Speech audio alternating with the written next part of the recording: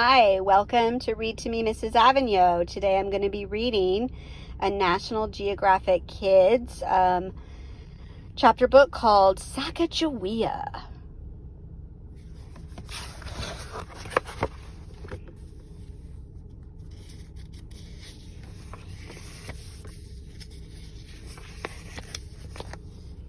Start with who was Sacajawea? And this is a picture of a movie actress as Sacajawea. Okay, and we have the pronunciation here, Sacajawea.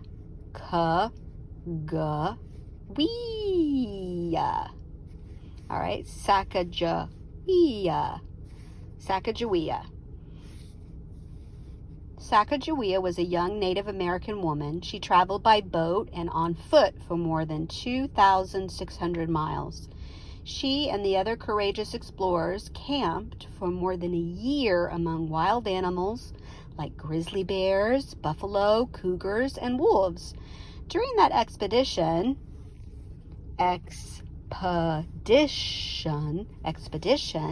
across the United States in the early 1800s, Sacajawea helped make history.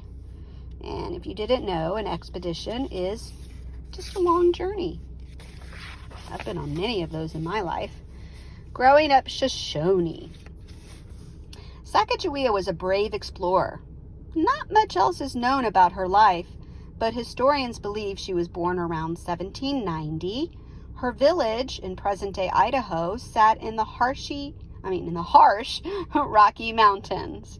It was not easy for her Shoshone or Snake Indian people to find food. As a nomadic tribe, the Shoshone Indians moved between homes to hunt buffalo, wild sheep, salmon, and squirrel. Sacajawea collected berries, seeds, acorns, and even grasshoppers to help provide food for her family. Here's a beautiful scene. It says, Sacagawea's village was near the Salmon River in present-day Idaho. It's quite beautiful. And another word, two words you might not know. Historian, a person who studies history. I would say I'm definitely a historian. I enjoy history very much. And nomadic people. Those are people that move around and search for food. Okay, and here is showing the Shoshone people dug up the roots of camas flowers for food, or camas flowers.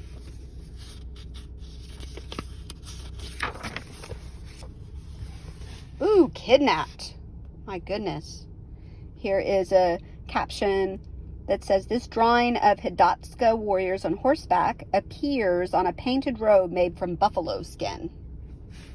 All right, when Sacajawea was about 10 years old, a war party from another tribe attacked her family. Young Hidatsa warriors, out to prove their bravery, captured Sacajawea. They took her to live in their village more than 800 miles away. It must have been like moving to a foreign city. The Hidatsa lived in villages along the Knife River in present-day North Dakota. Thousands of people from different tribes lived together. Tree trunks held up large, dome-shaped homes. People spoke different languages, grew crops, and traded fur, buffalo skins, and horses. And here's a picture with the caption saying the Hidatsa people lived in dome-shaped homes like this one. Oh, so it's sounding to me like these type of homes were a little more permanent, and they probably weren't nomadic like the Shoshone were. All right. In the Knife River villages, Sacajawea survived by learning a new way of life. She learned a new language. She tended fields in the spring and harvested corn, squash, beans, and prairie turnips in the summer and fall. She made pottery. She watched ceremonies with dancing, colorful clothing, and music. People in this village celebrated many things, such as the harvest and the return of birds that had flown south for the winter. And here's a little caption. That's a fact. At a historical site in North Dakota, you can visit the village where Sacajawea lived after she was kidnapped. How interesting. And here's another picture. And this picture is a model that shows what the inside of a Hidatsa home looked like. Okay. Pretty interesting. All right, a fur trader's wife. Okay, and this picture and caption says traders would often meet at posts to trade. This art shows a trading post in Canada. Okay, and here we have some fox furs. When Sacajawea was about 15 years old, she married Toussaint Charbonnet. He was a French-Canadian fur trader. As a fur trader's wife, Sacajawea met traders from around the world. She even traded on her own for beads, silver, and cloth. Soon she prepared to have a baby. All right, we're moving into Lewis and Clark expedition, the Corps of Discovery. In 1803, President Thomas Jefferson made a deal with France that almost doubled the size of the United States. Wow. He planned an expedition to explore the territory. He wanted to find a water route to the Pacific Ocean. He called the mission the Corps of Discovery. And that's a picture of our third president, President Thomas Jefferson. And then we have a nice map here with some information. And this is titled the Louisiana Purchase. In 1803, President Thomas Jefferson made a deal with France for land west of the Mississippi River. The deal was called the Louisiana Purchase. Jefferson paid about 3 cents an acre for the land. It stretched to the Rocky Mountains. So you can see the dark yellow or orangish color. That's the Louisiana territory that Thomas Jefferson purchased from the French. Okay, and an acre is a large unit of land, and a corps is a group of people working together. All right, and here are the guys involved. We have a picture and a caption saying Captain Meriwether Lewis, and we have another picture, Captain William Clark. Captain Meriwether Lewis and Captain William Clark led the expedition. In the spring of 1804, they left St. Louis, Missouri, in a keel boat and a smaller wooden boat called a pirogue. They traveled through areas including what is now Missouri, Nebraska, Iowa, and South Dakota. And a word that might be new to you here is pirogue. It's a small wooden boat. In November, they reached the Knife River villages and planned to stay for the winter. They set up a camp and called it Fort Mandan. So the Corps spent the winter in present-day North Dakota. All right, so in her time, Sacajawea was a young woman in 1804. Many things were different from how they are today. Instead of shopping for groceries, Indian families grew fruits and vegetables and hunted. They stored food for the winter by drying and smoking meat. All right, transportation. Most people traveled on foot or horseback or by boat. School. Not all children went to school. Most young people were taught at home or by tutors. All right, and this picture and caption says children use hand-sewn pictures like this one to learn the alphabet. Pretty. They frame it, put it on their wall at home. All right, the most important topic, toys and free time. Woohoo! Okay, check this out. Indian children played with dolls, toy bows, and clay. They competed in ball games. In winter, they had sleds made out of buffalo ribs. Oh my goodness. U.S. events. During this time, in 1804, Thomas Jefferson began his second term as President of the United States. All right, here's the expedition. Over the winter, Lewis and Clark hired Charbonnet as an interpreter. And here's your words to know. An interpreter is a person who puts words in one language into another language. Okay, so they hired Charbonnet as an interpreter. They knew he would bring Sacajawea too. Lewis and Clark needed her because she spoke Shoshone. She could help them talk with the Shoshone Indians to trade for horses. Without horses, the Corps of Discovery might not make it across the Rocky Mountains. Okay, here's another picture. with Lewis and Clark, with Charbonnet and his wife Sacajawea. And it says, the caption says, Lewis and Clark meet Charbonnet at Fort Mandan. In February 1805, Sacajawea gave birth to Jean-Baptiste Charbonnet. Captain Clark nicknamed him Pompey. When the Corps left in April, it had 33 crew members, including Charbonnet, Sacajawea, Pompey, and one large dog. So a lot of times when they could, the Corps of Discovery, they traveled in boats. That's what that caption says to describe that picture. All right, and then we have another little fact. It says, seeing Sacajawea and Pompey in the group, Native Americans understood that the expedition was a peaceful mission. In his own words, it says, the sight of this Indian woman confirmed those people of our friendly intentions, as no woman ever accompanies a war party of Indians in this quarter. And that is what Captain Clark said, October 19th, 1805. So just the presence of Sacajawea and her baby helped the expedition keep the peace with the Native Americans they encountered. Quick thinking. Sacagawea's language skills were important to the mission, but it wasn't long before she helped the Corps in other ways, too. One day, high winds tipped one of the boats. Water poured in, soaking important items. Sacajawea fished journals, compasses, books, clothing, and other valuable supplies out of the water. It took 3 days for everything to dry. In his journal, Captain Clark noticed Sacagawea's calm, quick thinking. And here is Lewis and Clark's pocket compass, which she rescued from the waters.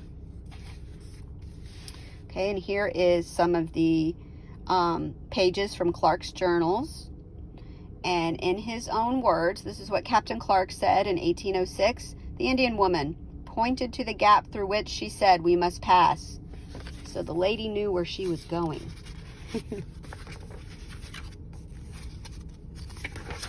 All right.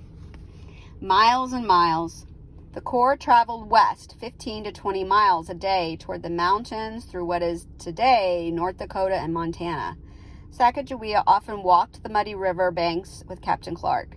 She might have carried the baby in a Native American cradle board on her back, or perhaps she made a sling out of cloth to carry him. Along the way, Sacajawea collected food such as wild artichokes, prairie turnips, and berries. So this is a cradle board, Southwestern cradle board. And this is a wooden baby carrier used by Native Americans. That's a fact. The Corps of Discovery collected items like rock samples, a buffalo hairball, and a sheep horn. And here's what they might have looked like on the expedition. The Corps had to travel up the Missouri River on its way to the Pacific Ocean. Okay, finding the Shoshone. After months of traveling, Sacajawea recognized the area where the Shoshone would be hunting buffalo in summer. She pointed it out to the Corps. Soon, Captain Lewis met with the Shoshone chief about trading for horses. When Captain Lewis asked Sacajawea to be an interpreter for the meeting, she realized that the chief was her brother, Kamiawate. After a tearful reunion, he told her that most of their family was gone. Sacajawea was overjoyed to find her brother, but she was saddened to hear about her family. And here she are.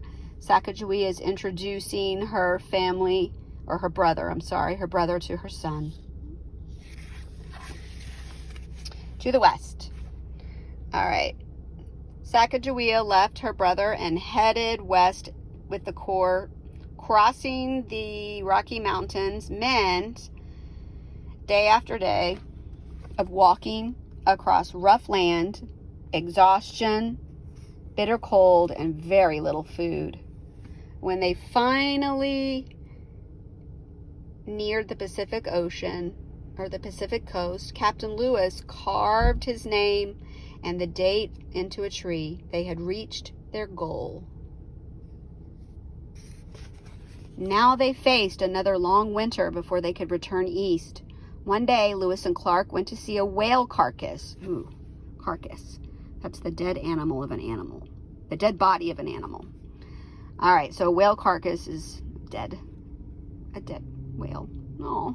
Sacagawea wanted to see it too. There she saw the ocean for the first time. She called it the Big Lake. During the long journey eastward, the Corps returned Sacajawea, Pompey, and Charbonnet to their home. Then the rest of the Corps continued east. They had mapped unknown western land, rivers, and mountains. They brought back stacks of journals filled with details about Native Americans. They brought back scientific notes about hundreds of plants and animals they had never seen before. They brought back Native American artifacts. They also brought back lots of stories. Stories of their adventures made other Americans dream about heading out west. Okay, and it said that they brought back artifacts.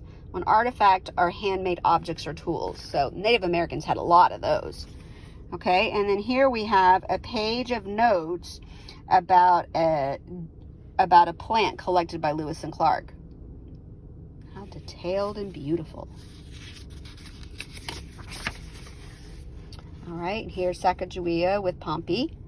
Pompey traveled with the Corps from the age of 2 months to 19 months. Wow. Captain Clark knew Sacagawea had been an important member of the Corps. To thank her, he offered to educate her son. The captain had enjoyed many nights around the campfire with the smiling baby. He wanted Pompey to have a good life and a good education. When Pompey was old enough for school, Sacagawea brought him to live with Captain Clark. The boy learned to speak 4 languages. He later spent years in Europe before returning to America. Fast fact. That's a fact.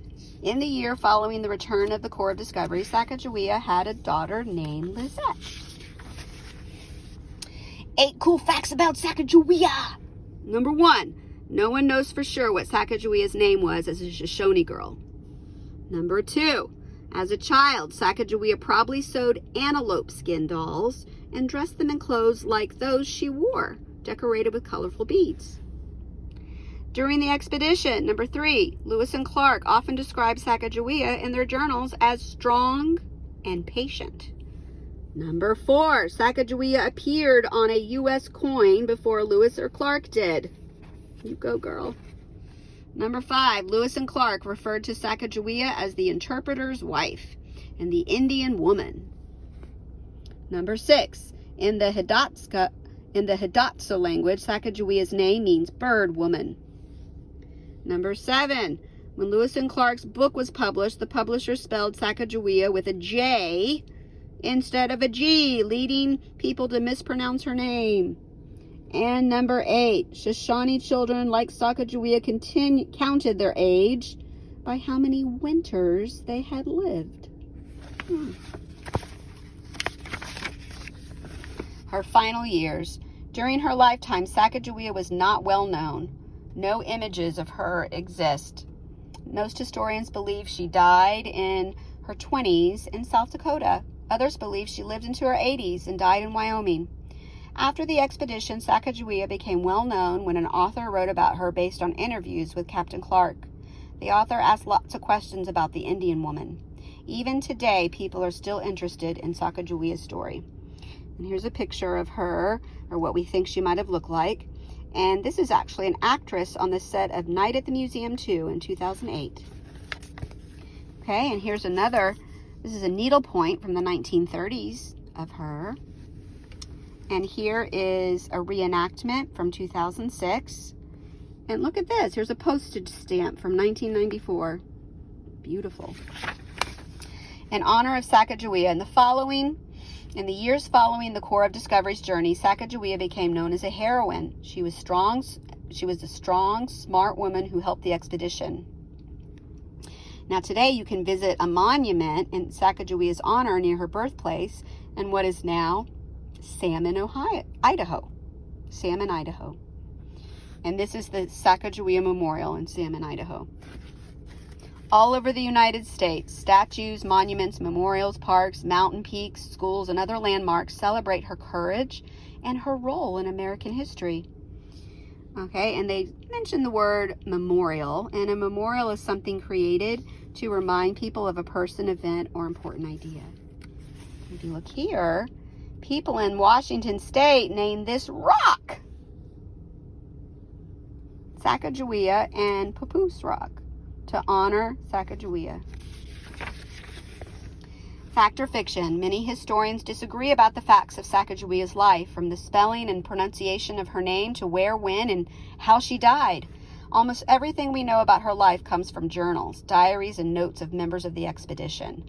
One thing we know for sure is that Sacajawea was a respected member of the Corps of Discovery. She was a true American explorer. And here we have a timeline of her. It says in 1790, historians believe Sacajawea was born around this year. 1800, Sacajawea is kidnapped by the Hidalgo War Party. 1803, President Thomas Jefferson plans an expedition to the Pacific Ocean. 1804, the Corps of Discovery sets off up the Missouri River. 1805, Sacajawea gives birth to Jean-Baptiste Charbonnet. She, her husband, and their infant son joined the Corps of Discovery. 1806, the Corps of Discovery returns east. 1812, Sacagawea's death is recorded in South Dakota. In 2000, the United States honors Sacajawea on a U.S. dollar coin. And here is an illustration of Sacajawea and Pompey. Okay. All right. And at the back here is a quiz. And we have our glossary. We have an acre of land. We have the Corps. We have a cradle board. We have an interpreter. We have a memorial, an artifact. And that's an arrowhead. And we have a carcass. Oh, I don't like that. Okay, we have an expedition. We have an historian. We have nomadic. And we have a pirogue.